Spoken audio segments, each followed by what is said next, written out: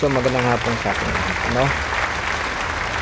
Marami na namang mga nagsisulputang mga kung ano-anong mga sekta, kung ano nagpapakilala na sila nga ay totoo daw, ano?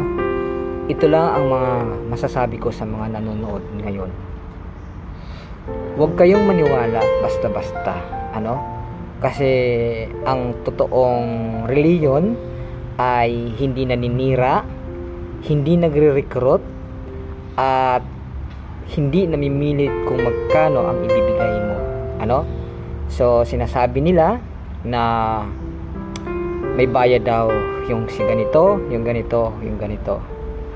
Pero ito lang ang masasabi ko, ano?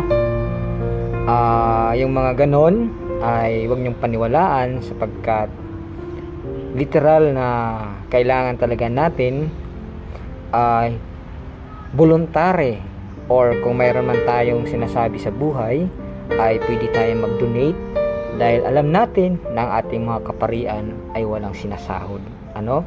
So saan sila kukuha ng makakain nila? So kailangan din nila parang sasakyan yan, no? Kailangan nila ng gasolina, kailangan nila ng financial upang tumayo ang ating simbahan. So sa mga nagsasabi dyan na ibang mga sekta, mga kulto, wag na wag kayong maniwala.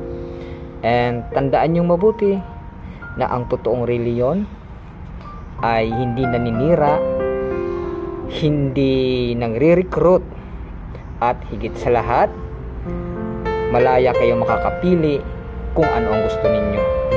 Yun lamang po. Maraming salamat and God bless you all.